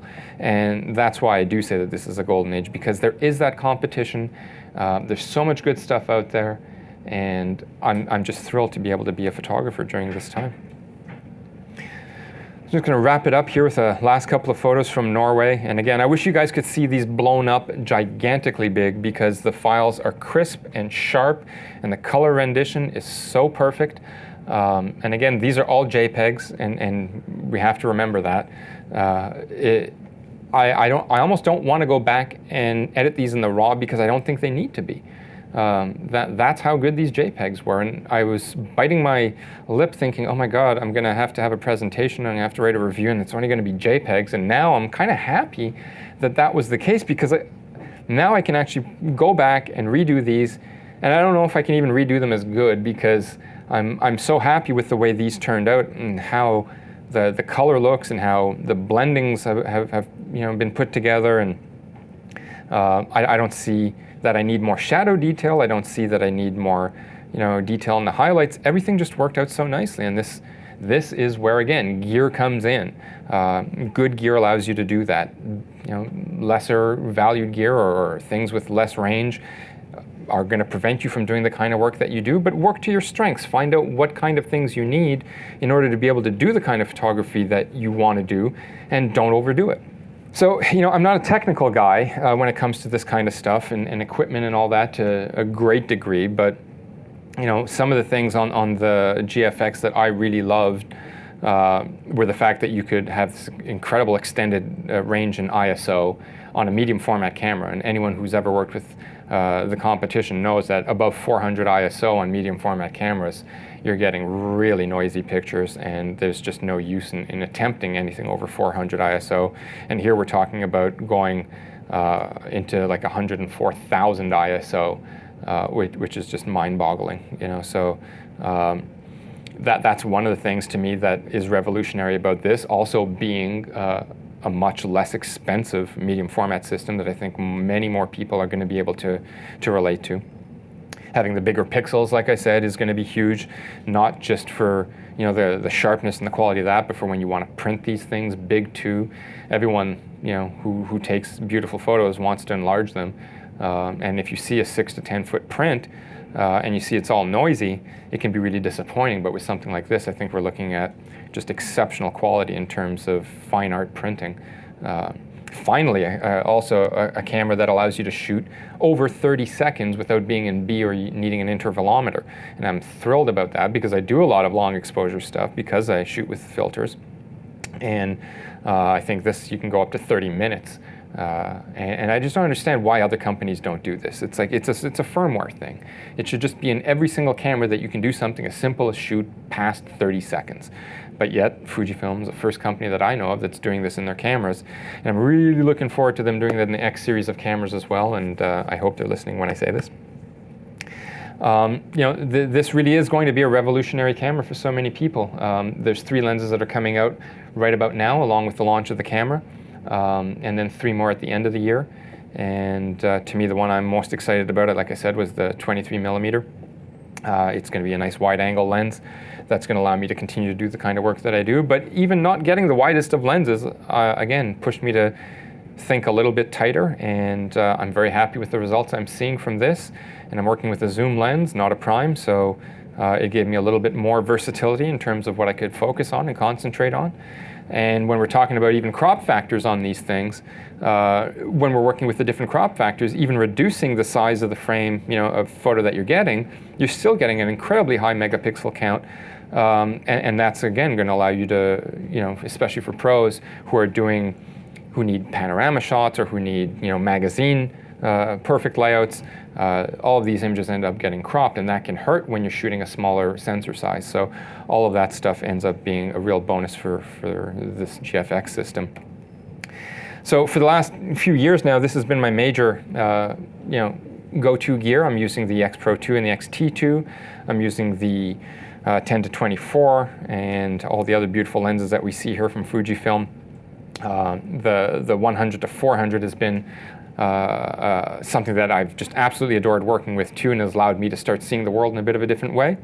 I'm not much of a telephoto shooter as a rule, but now carrying that with me, it forces me every once in a while to pull it out and start looking for, again, smaller details and textures and things that I really wouldn't be looking for as a rule. And that's a bit of an influence from somebody like Art Wolf, who does an awful lot of this kind of work. And when I saw him in Norway, he was carrying a long lens with him, and I never saw him pull out a wide-angle lens. And I thought that was fascinating. He really sees the world in a different way, and it's fun to be influenced by people who do that. And it's a privilege to have had the opportunity to spend a little bit of time with Art in Norway like that. So I'd like to say thank you for coming. This has been a real privilege to be here in New York at B&H and have an opportunity to have a chat with you folks. And thank you again, everyone.